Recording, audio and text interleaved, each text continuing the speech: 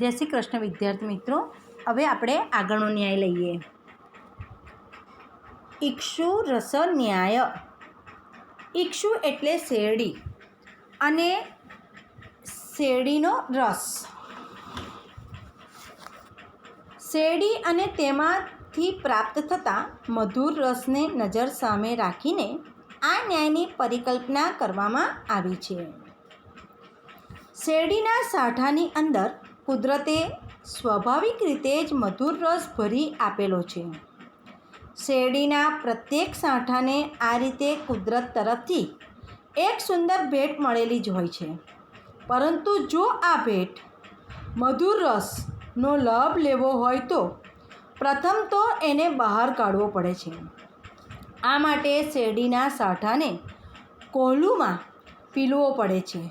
જો કોઈ વ્યક્તિ શેરડીના સાઠા તરફની વધારે પડતી લાગણીને કારણે, વધારે પડતા પોતાના ઉદાર ભાવને કારણે શેરડીના સાઠાને કોલ્હુમાં પીલે નહીં તો શેરડીનો સાઠો એમને એમ પડી રહે અને છેવટે સુકાઈ જાય.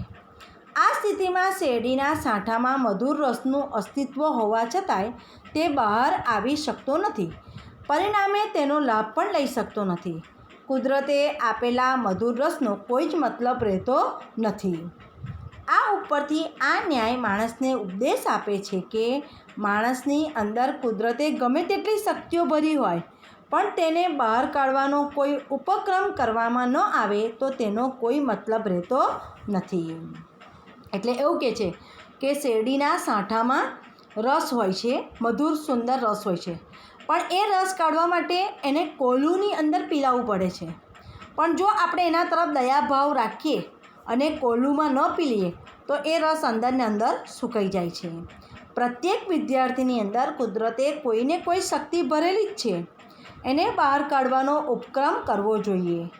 આ માટે પહેલાં શેરડીના સાઠાને જેમ કોલ્હુમાં પીલવો પડે છે તેમ જે તે વિદ્યાર્થીએ પણ તેની યોગ્યતાને અનુરૂપ પરિશ્રમરૂપી કોલ્હુમાં પીલાવાનું રહે છે. જો તેમ કરવામાં ન આવે તો વિદ્યાર્થીમાં કુદરતે મૂકેલી શક્તિ છેવટે સુકાઈ જાય છે અને તેનો કોઈ લાભ માનવ સમાજને કે તેના પોતાનાને મળી શકતો નથી.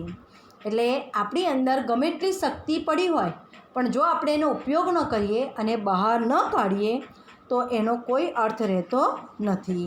એ ઇક્ષુ રસ ન્યાયમાંથી સમજણ પડે છે. આગળનો ન્યાય ચોથો, ઉપસર્ગ. સંસ્કૃત વ્યાકરણમાં શાસ્ત્રમાં વપરાતી કે સંજ્ઞા છે. ઉપસર્ગ કયા કયા?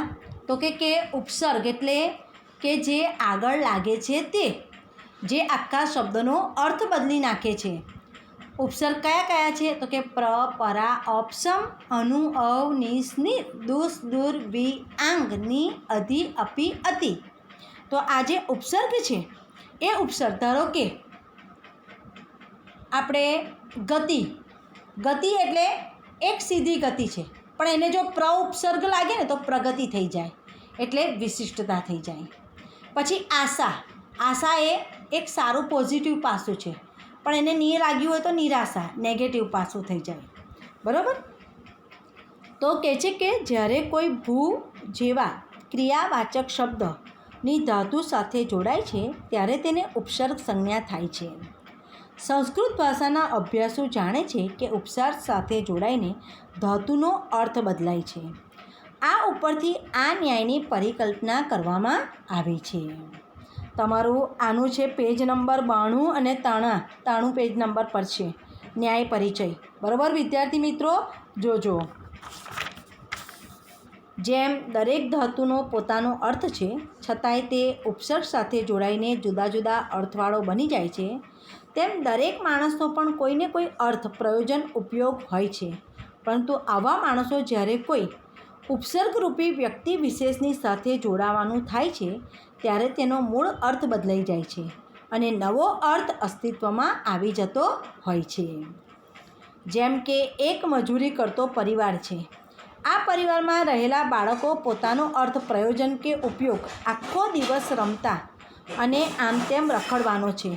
પરંતુ જ્યારે આ બાળક કોઈ શાળામાં પ્રવેશ લઈને શિક્ષક સાથે જોડાય છે ત્યારે તેના જીવનનો અર્થ, પ્રયોજન, ઉપયોગ બદલાઈ જાય છે. બાળકરૂપી ધાતુ શિક્ષકરૂપી ઉપસર્ગ સાથે જોડાઈને રખડવાને બદલે ભણવાનો અર્થ ધરાવતો થઈ જાય છે. આવી જ રીતે રોગી વૈદ્ય સાથે, પ્રજા રાજા સાથે અને ગ્રાહક વેપારી સાથે પોતપોતાના અર્થ, પ્રયોજનને ઉપયોગ સાથે તે બદલી શકે છે. આ ચોથા ન્યાયની અંદર એવું કહેવામાં આવ્યું છે કે જેવી રીતે કોઈપણ ધાતુ સાથે ઉપસર્ગ જોડાય તો એનું કાર્યનું પ્રયોજન બદલાઈ જાય છે, તેવી રીતે આપણું જીવન પણ, ધારો કે વિદ્યાર્થીનું જીવન શિક્ષકરૂપી ઉપસર્ગ સાથે જોડાય તો એનું જીવનની દિશા બદલાઈ જાય છે. ઉષર વૃષ્ટિ ન્યાય. જે ભૂમિમાં કશું જ ઉત્પન્ન થતું ન હોય તેવી ભૂમિને ઉષર કહે છે. વૃષ્ટિ એટલે વરસાદ. ઉષર ભૂમિમાં થતા વરસાદને ધ્યાનમાં રાખી આ ન્યાયની પરિકલ્પના કરવામાં આવી છે. ભૂમિ બે પ્રકારની છે. એક પ્રકારની ભૂમિમાં કંઈક ખીલી જાય છે, ઉગી જાય છે. આવી ભૂમિમાં કંઈ પણ ઉગાડવા શકવાથી પાત્રતા ધરાવે તે ઉર્વરા ભૂમિ તરીકે ઓળખાય છે. અને બીજા પ્રકારની ભૂમિમાં કંઈ પણ ઊગી શકતું નથી. આવી ભૂમિ કંઈક ઉખાડી શકવાની પાત્રતા ધરાવતી નથી, તેથી ઉષર ભૂમિ તરીકે ઓળખાય છે. એ તો જાણીતી વાત છે. ઉર્વરા ભૂમિમાં વૃષ્ટિ વરસાદ થાય તો તે ઉપયોગી બની રહે છે, જ્યારે ઉષર ભૂમિમાં વૃષ્ટિ થાય તો તે બિનઉપયોગી બની રહે છે. આ ઉપરાંત આ ન્યાય સમજાવે છે કે જ્યાં કોઈ પાત્રતા હોય ત્યાં કોઈ વસ્તુ પહોંચાડવામાં આવે તો તે ઉપયોગી બને છે, પરંતુ જ્યાં કોઈ પાત્રતા જ ન હોય ત્યાં કોઈ વસ્તુ પહોંચાડવામાં આવે તો તે બિનઉપયોગી બને છે. માટે પાત્રતા જોઈને વસ્તુ આપવી જોઈએ. જેમ કે એક વૃક્ષ છે. આ વૃક્ષની પાત્રતા ખાતર, પાણી, જમવાની છે. તેથી આ વૃક્ષને કોઈ ખાતર, પાણી આપે તો તે ઉપયોગી બની રહે છે. પણ કોઈ વ્યક્તિ આ વૃક્ષને દાળ ભાત, શાક, રોટલી ભરેલો થાળ ધરાવે તો એ વૃક્ષને બિનઉપયોગી છે, કેમ કે વૃક્ષ એ વસ્તુઓને જમવાની પાત્રતા નથી. જેની જેવી પાત્રતા હોય તેને તેવી વસ્તુ આપવામાં આવે તો તે ઉપયોગી છે, જ્યારે જેની પાત્રતા નથી તેને તેવી વસ્તુ આપવામાં આવે તો તે બિનઉપયોગી બની રહે છે, વ્યર્થ થઈ જાય છે.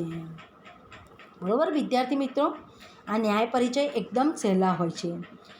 લગભગ 5 માર્ક કે 4 માર્કના આવે છે. હું તમને પેપર પદ્ધતિ તો મેં તમને ફોટો પાડીને મોકલેલી જ છે, છતાં પણ આની પણ કેટલીક PDF ફાઇલ મોકલી આપીશ. અને જે PDF ફાઇલ મોકલું એ PDF ફાઇલ તમારે કમ્પલસરી લખવાની છે, ધ્યાનથી. બરાબર. ન્યાય પરિચય 2 વખત લખવાના તમારે. કોઈ પણ ન્યાય પરિચય, ધારો કે ઉષર વૃષ્ટિ ન્યાય લખતા હોય તો એ 2 વખત લખવાનું. ઉપસર્ગ ન્યાય લખતા હોય તો 2 વખત લખવાનું. એ રીતે 2 વખત લખીને મને બતાવવાનું છે. જય શ્રી કૃષ્ણ વિદ્યાર્થી